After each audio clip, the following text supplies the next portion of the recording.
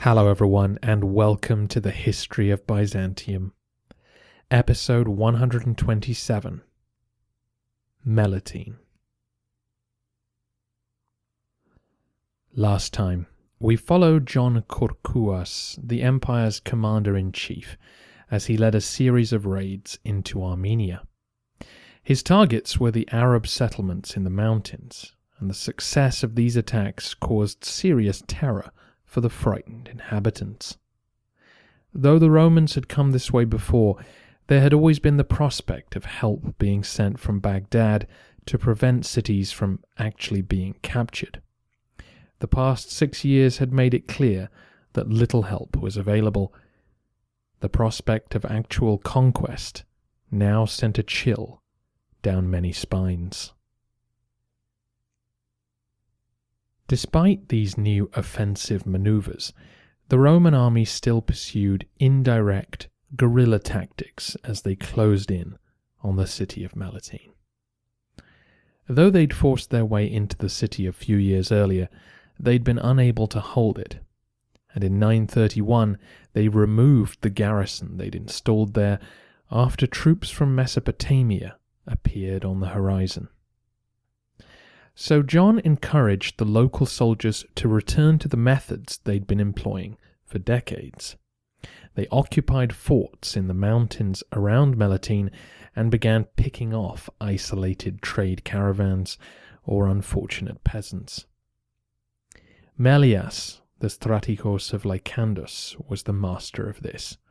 He'd covered his territory with castles at every strategic point, ensuring that no one moved through his realm without his notice. In 932, John led his army through the mountains and captured the last few forts which supported Melitene. The city was now all but surrounded by Roman troops. That summer, he assaulted the city's agricultural base. Crops were burnt, vineyards dug up, and animals stolen. The poor peasants fled behind the walls and watched in horror.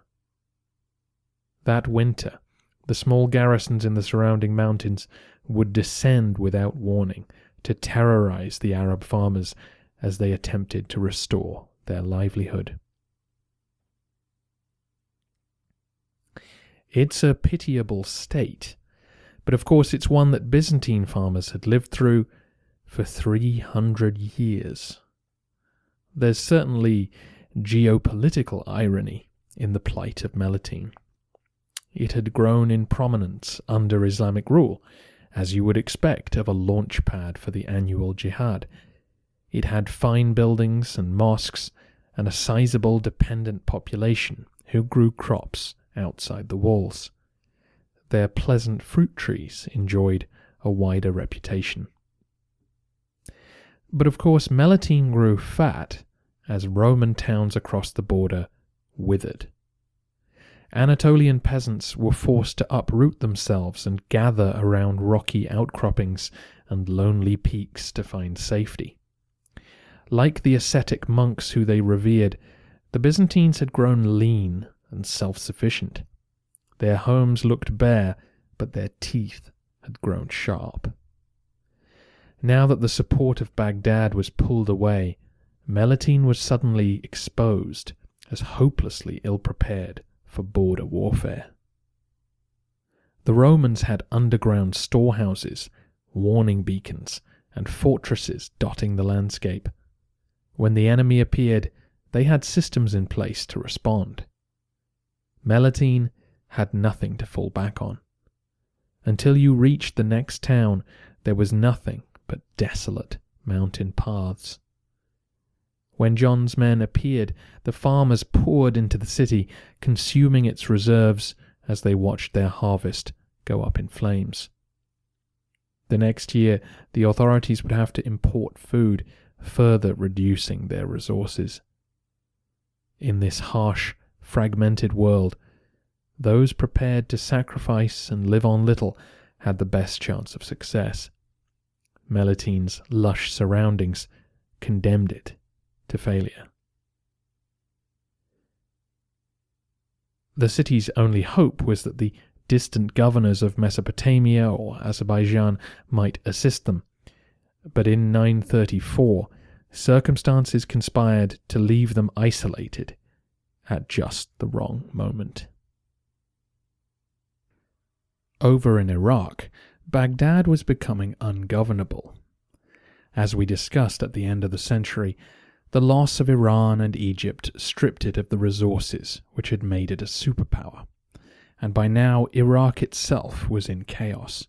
Its food supplies were ruined, its Bedouin tribes were in revolt. The mercenary troops hoovered up all the available cash, and no one seemed to be able to bring the warring factions together. And yet the city was still huge and wealthy. It remained the center of the Islamic world. No one was yet willing to abandon it and start again elsewhere. The result was that the elites of the surrounding areas were all sucked in, believing that they might be able to seize power and restore order. Yet this very competition ensured that no one could. That summer, the Caliph al-Qahir was overthrown, sparking another melee. No help would come to Melitene just as John Kourkouas appeared over the horizon with a giant army.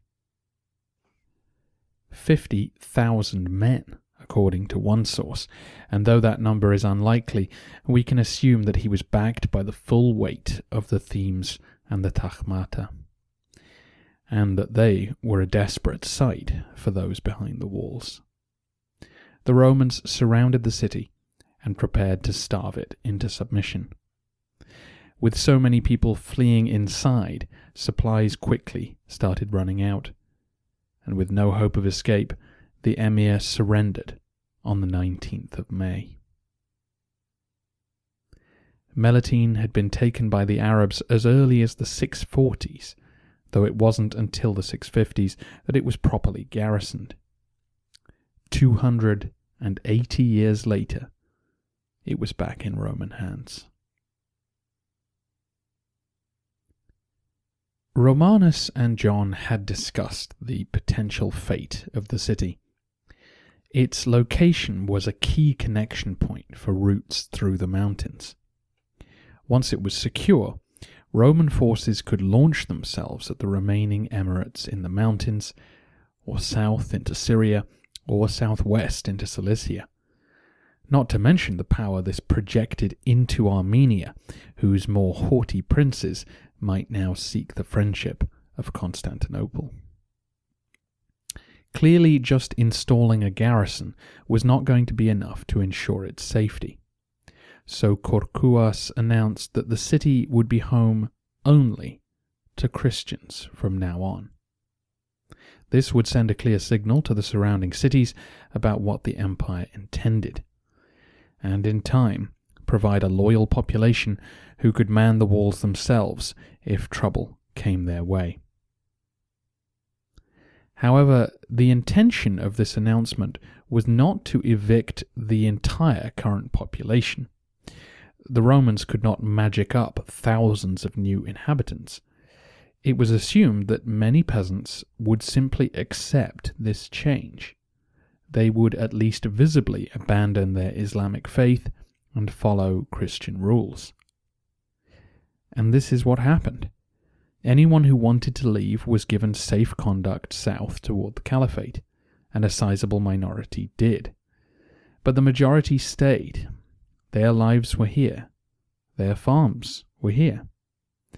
We have no more detail on their Christian conversion, but there would be no more mosques available in the city, only churches to serve their spiritual needs.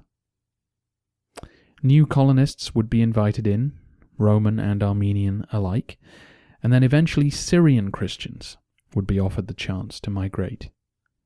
The Byzantines wanted to change the character of life in the mountains for good.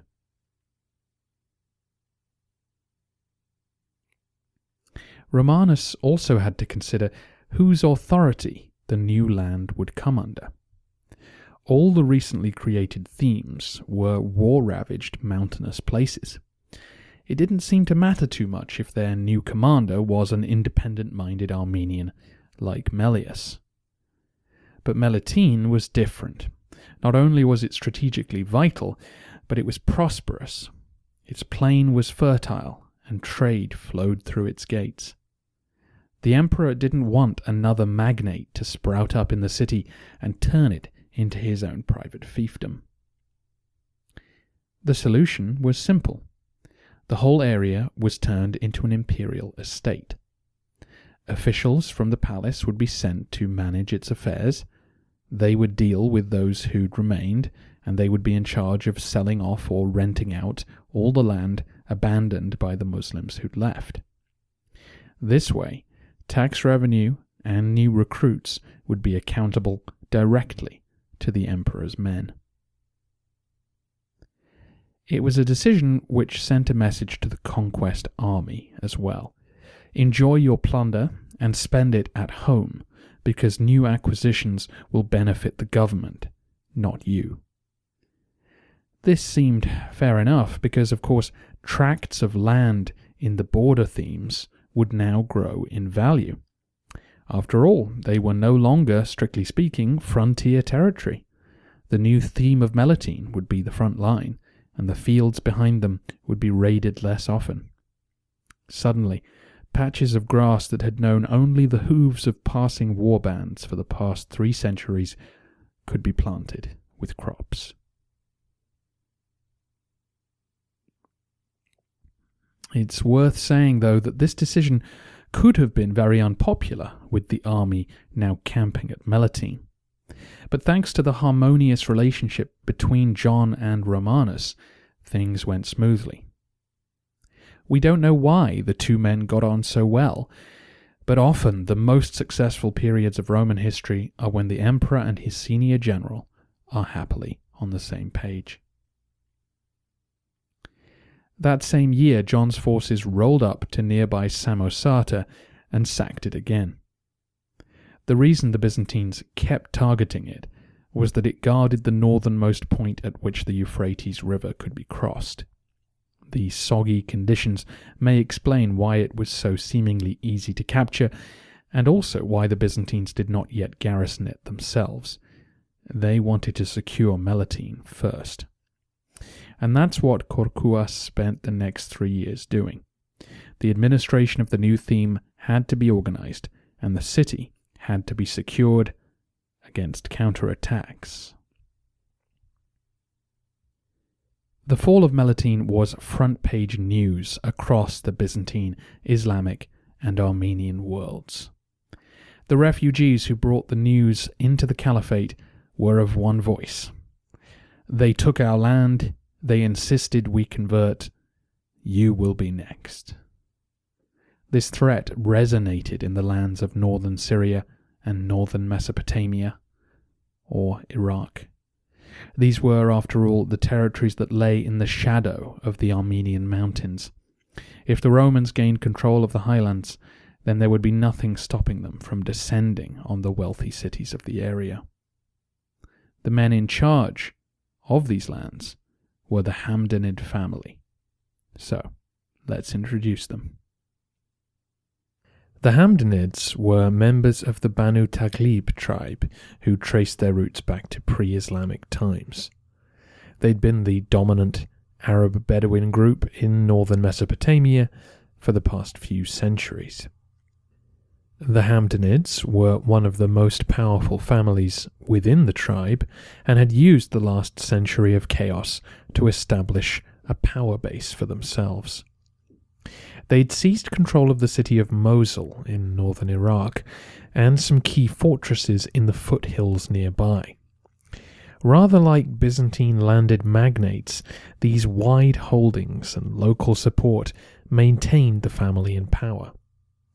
Despite being on the losing side of several civil wars, new caliphs could not get rid of them. They were too locally entrenched. Each new commander of Baghdad had a greater need for their support than for their destruction. By the 920s, 2 brothers had become the leading lights of the family. Running their base in Mosul was Abu Muhammad, better known to us by his honorific title, Nasr ad-Dawla, meaning defender of the dynasty. This was a little like being Stratikos of the Anatolikon, because the dynasty in this case was the Abbasid dynasty. This title came with a salary and responsibility for governing northern Mesopotamia. It's his brother, though, who will be our main focus. His name was Ali, but he is also better known by the title Saif ad-Dawla, Sword of the Dynasty. And as the name implies, he was a brilliant young military officer who'd led troops in various civil wars of the period.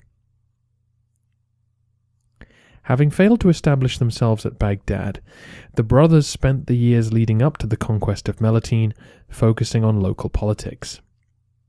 With Nasser in command of Mosul, Saif turned west to carve out a kingdom of his own. He set off on a series of campaigns to bring the local Bedouin to heel, and in the process he also captured the major cities of the area, Aleppo, Antioch, Homs, and what the Romans still knew as Martyropolis. These places had slipped from central control. Several of them, including the towns of Cilicia, had looked south to the new rulers of Egypt for support, and this made sense for coastal towns, as the Egyptian fleet could bring them into its network. However, Saif ad-Dawla's campaigns made it clear that he would be their new master. This region had a long history as the defensive network and recruitment ground for the annual raids into Byzantium. The local culture supported jihad and was alarmed by news of a Byzantine resurgence. Saif then had to take up the cause. He had to fight to prevent further Roman encroachment, both for self-preservation and to win domestic political approval. It's important to understand, though, that the House of War was not really Saif's burning ambition. The Hamdanid brothers, like all the ambitious elites of the central Middle East, still dreamt of ruling Baghdad, or at least being the right-hand man to a caliph. This lack of focus on the frontier was a gift to the Byzantines and would slowly disable Islamic attempts to stop them.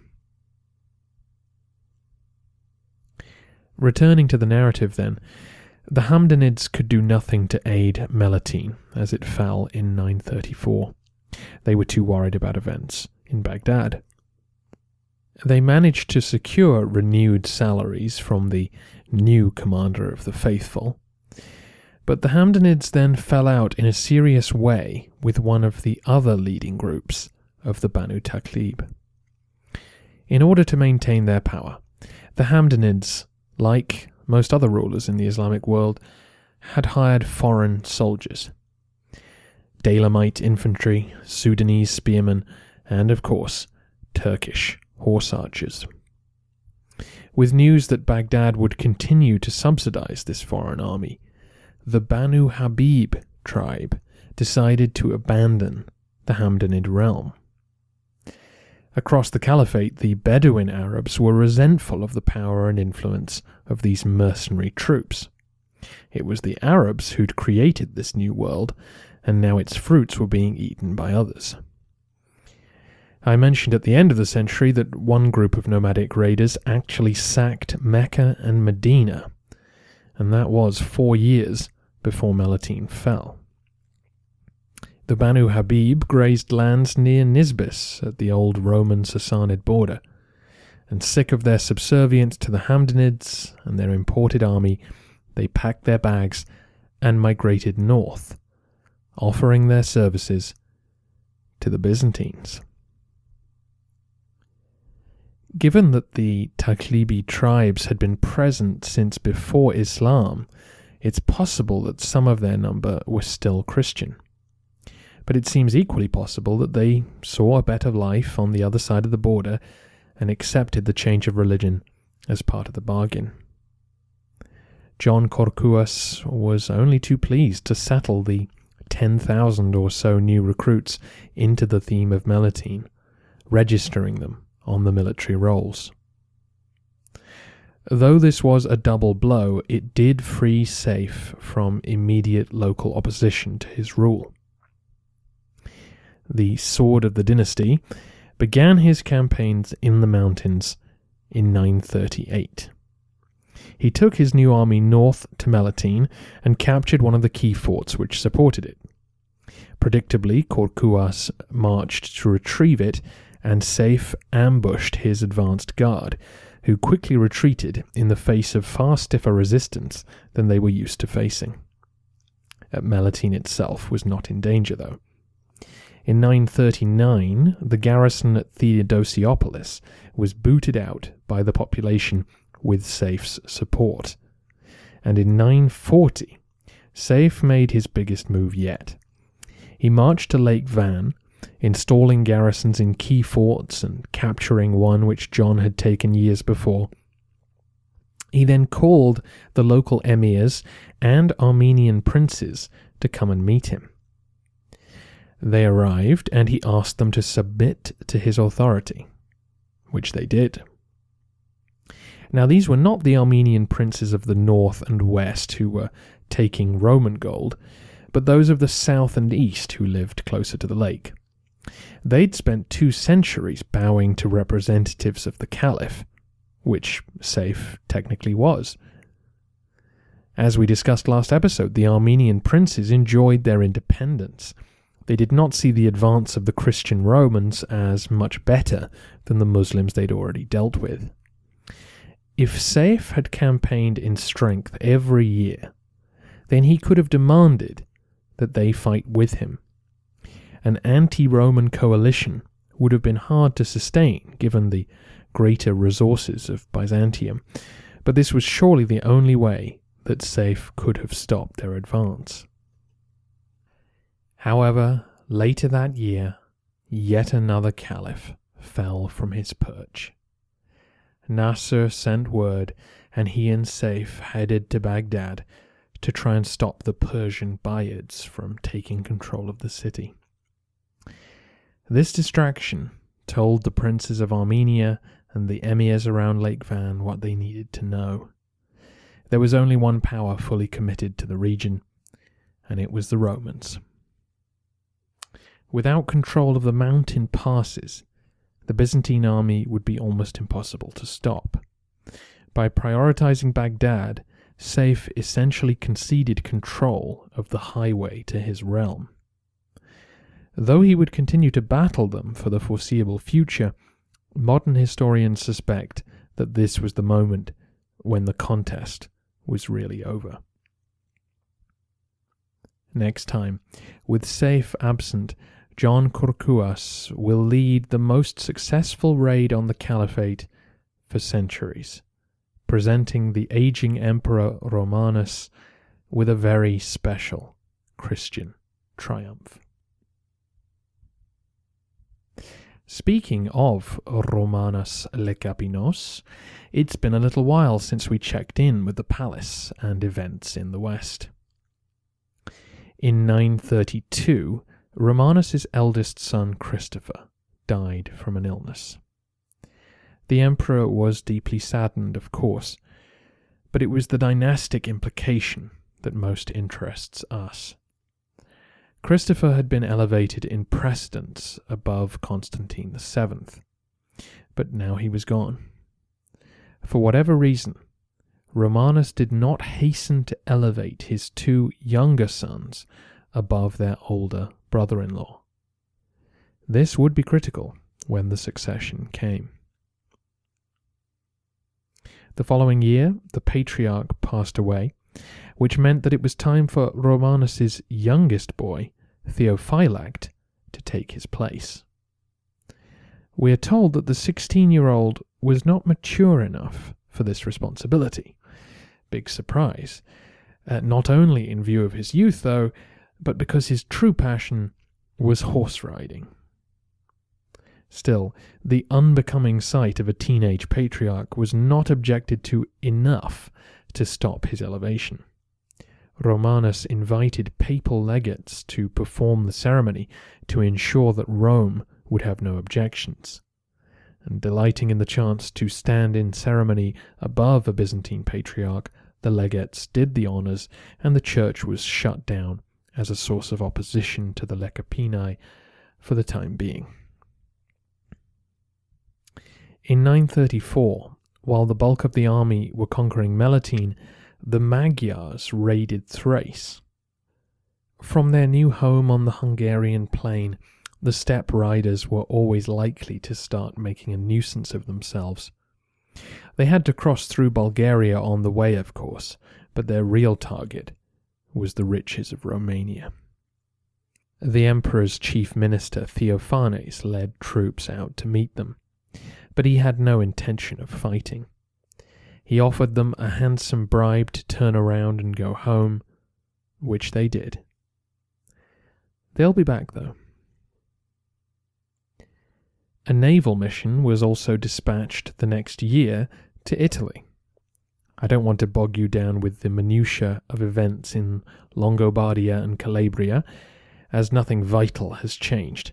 However, the Lombard prince of Capua had captured various bits of Byzantine territory, and the goal of this small armada was to persuade him to go home. Eventually, a deal was struck with Hugh of Provence, the new king in North Italy. Hugh was happy to work with the Byzantines, and he sent troops to slap the Lombards down. In exchange, he wanted the Roman navy to assist him in battling Arab pirates, which they did. To cement this alliance, Romanus proposed another imperial marriage, things having worked out so well with Bulgaria. Awkwardly, Hugh did not have a legitimate daughter, but sent young Bertha, who he'd had outside of marriage.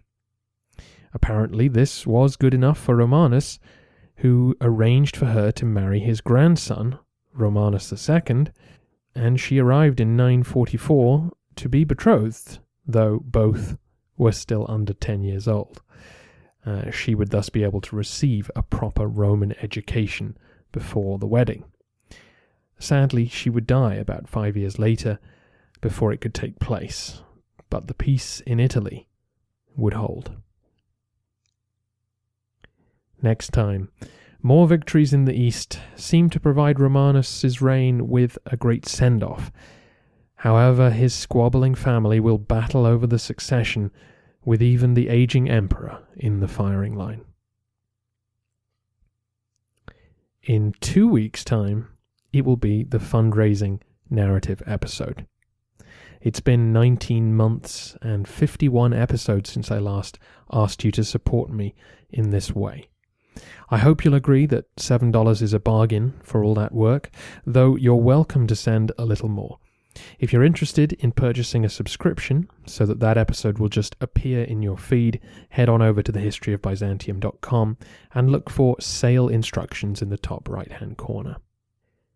An annual sub costs $42, but gives you access to all 11 episodes I've produced already, plus at least 6 more in the next 12 months.